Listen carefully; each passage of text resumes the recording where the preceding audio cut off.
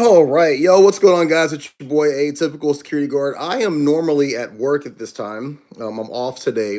I had some appointments to take care of, but excited to be able to do this live stream at this point in time. So this is a rarity for me. Today, I want to talk about the top 5 mistakes that armed security guards make working in the industry.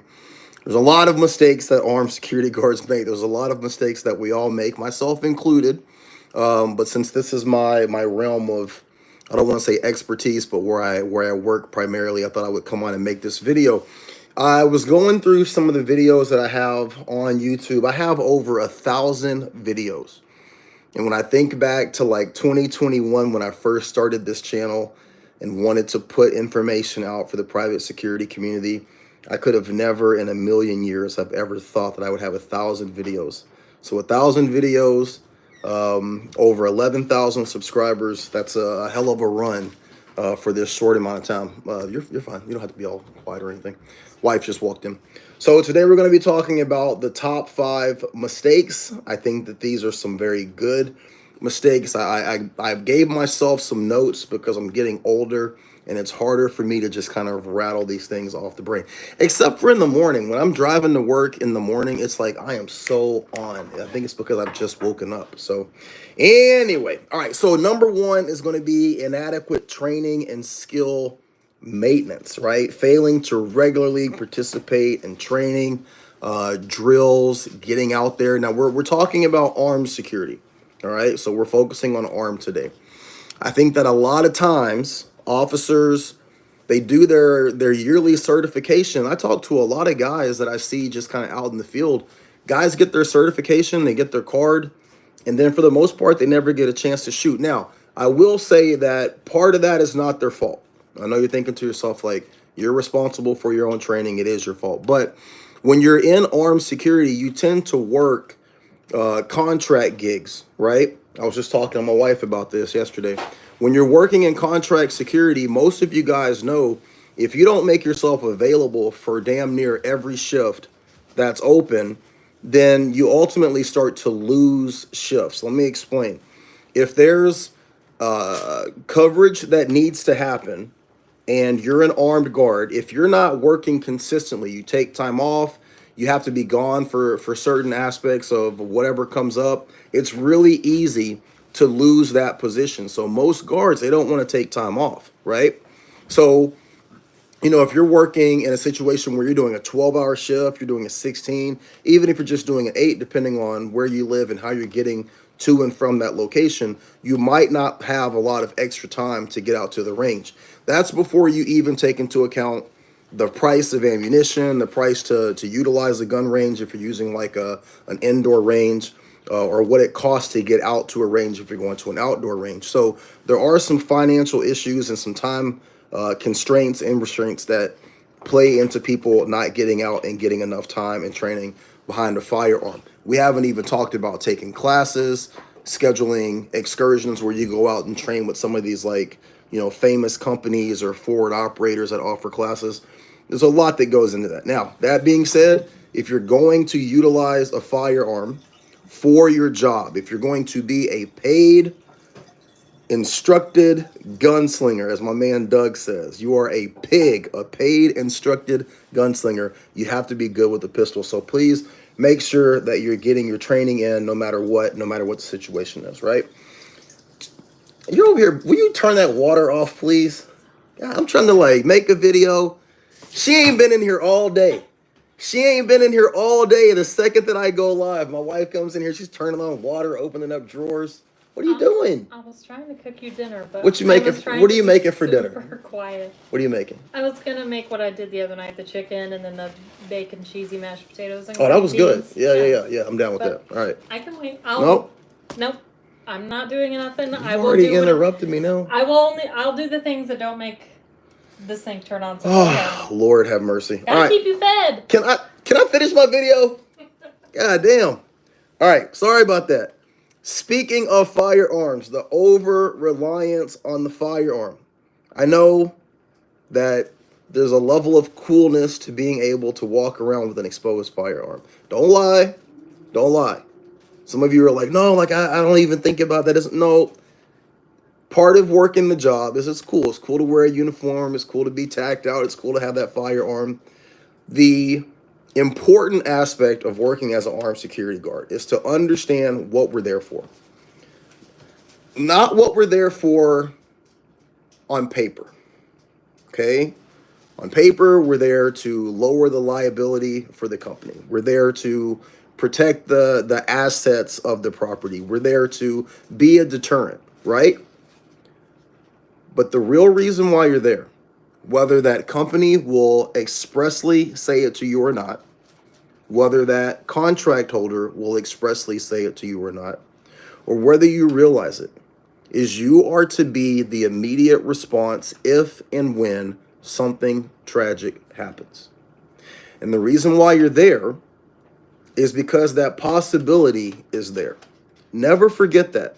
If you're working an armed position, you are in that situation, that dynamic, you're in that position because the threat is actually there.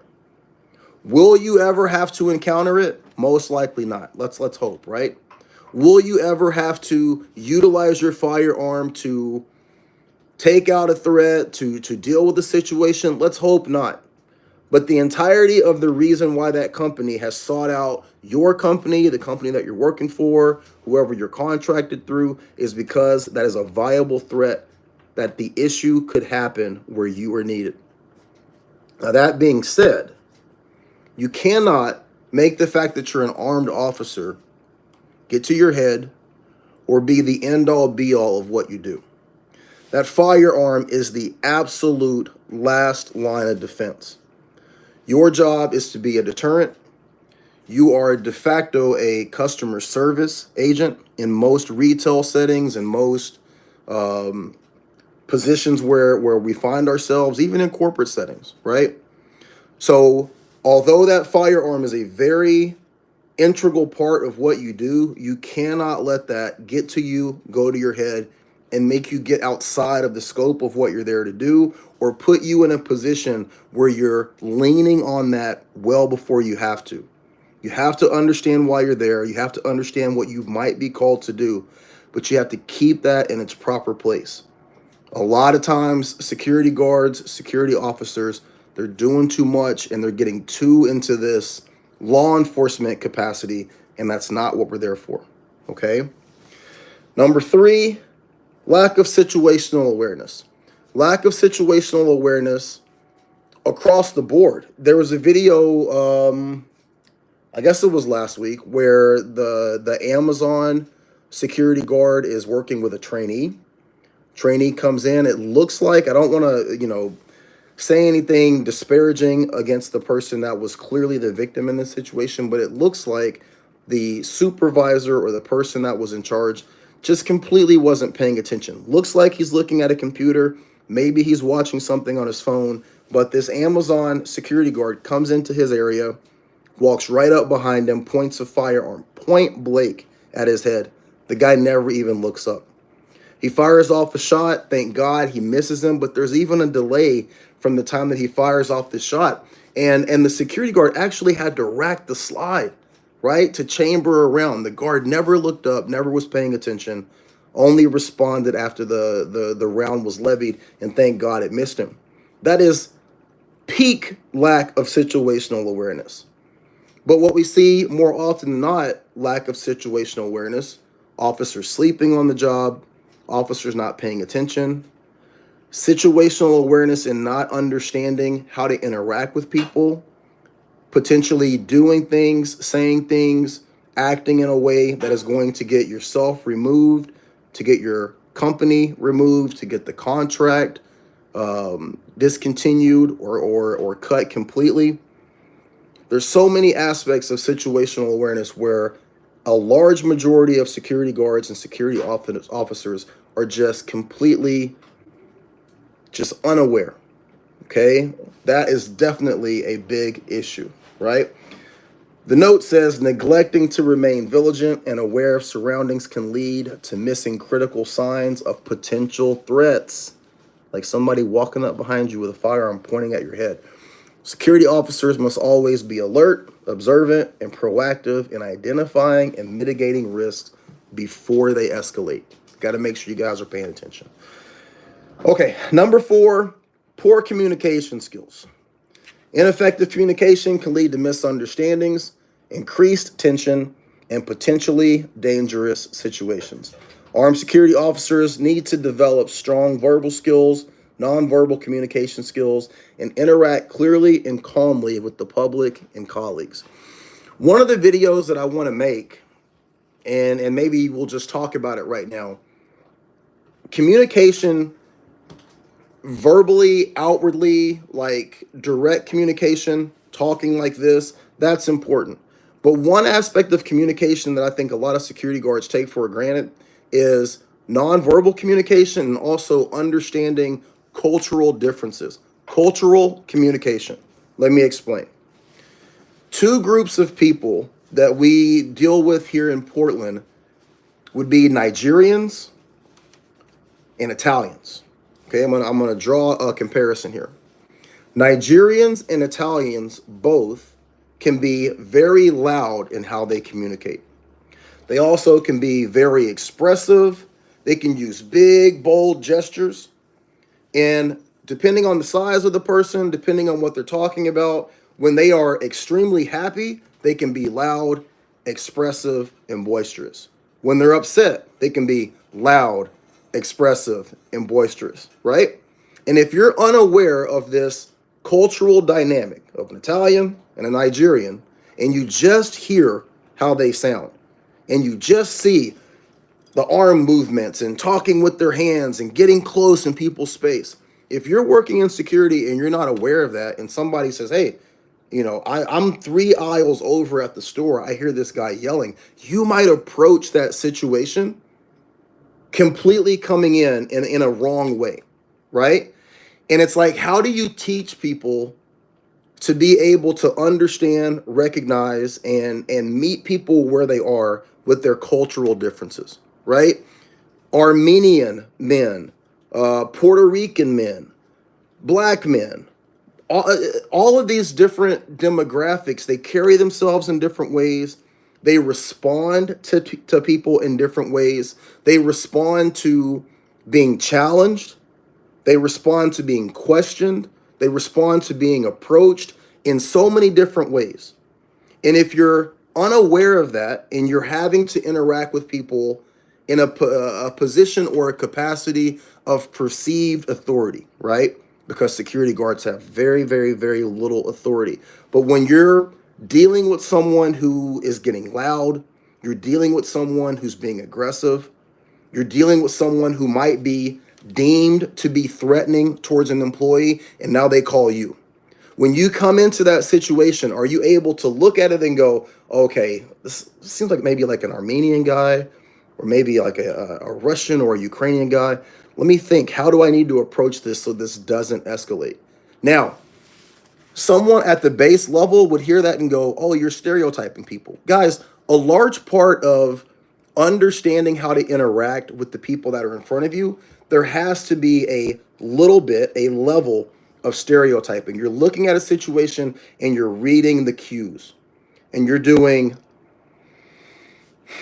how do I say this? You're processing information based off of your experience, based off of what you know, based off of expectation, and you're drawing a inference as to how best to deal with that.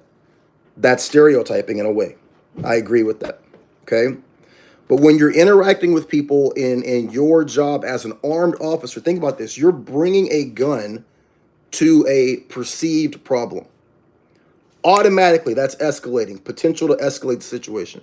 If you have a strong grasp of cultural understanding, cultural dynamics, how to approach this person, how to talk to this person, it is so much easier to de-escalate situations and not put yourself in a position where this thing can go south. And guys, listen to me. The same people that are loud, boisterous, expressive, and talk with their hands, they also don't like to be disrespected. They also don't like to be questioned. They also don't want their manhood challenged in front of other people.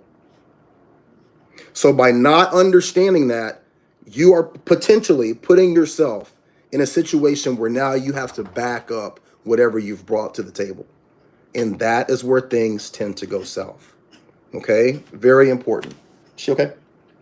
Yes. Barking about something. Okay. Number 5, this will be my last thing, is going to be inconsistent documentation and reporting.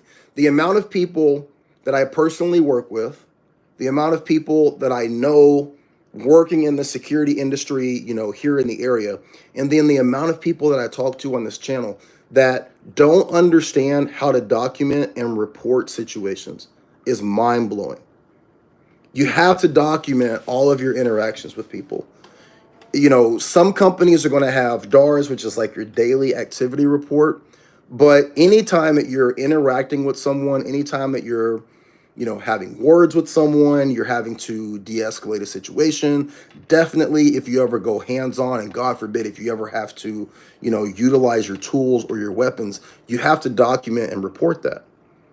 For liability, for the potential to be called into court, the potential to have to answer for any of your actions. Let me move this over here for a second. The importance of proper documentation is it's at the absolute apex of what we do. Writing a report is a skill. Knowing the information to put in that report, how to articulate what happened, why you did what you did, being able to back it up with revised statutes of your area, all so important. Guys, the only way to conceivably cover yourself working in private security is to know and understand and be able to articulate a well-written report. And then on top of that, you have to make sure that you actually submit it. And you have to submit your reports in a timely manner, preferably by the end of the shift. Okay, so those are going to be the 5 things. I just closed my computer. Let me see if I can remember it. Number 1, over-reliance on the firearm. Number 2 was situational awareness. Number 3 was report writing. Let me just open this up. Okay, lack of situational awareness, poor communication skills, inconsistent documentation and reporting, over-reliance on your firearm, and lack of continuing education and training. Make sure you guys are hitting those 5 things. Let me see if I have anything over here real quick. Stand by.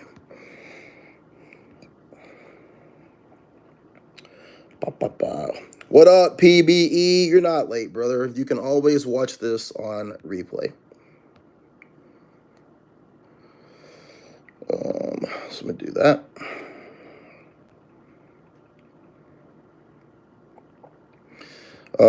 Rotten Mouse. I'm trying to get into small groups of training like this. Any book recommendations? I have Gorilla's Guide. Yeah, I don't know what that is. I'm going to say no on that.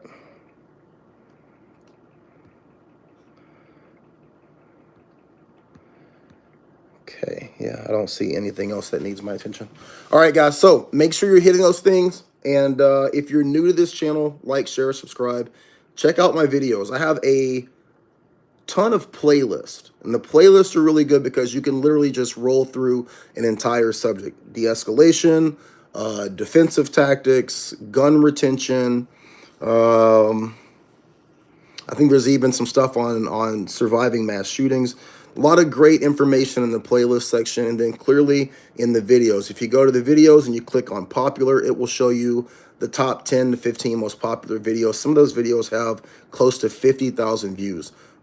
Security guard jobs not to take, why you can't hack it in security, some great stuff. So please, if you're new here, check that stuff out. If you have been around, get yourself a refresher.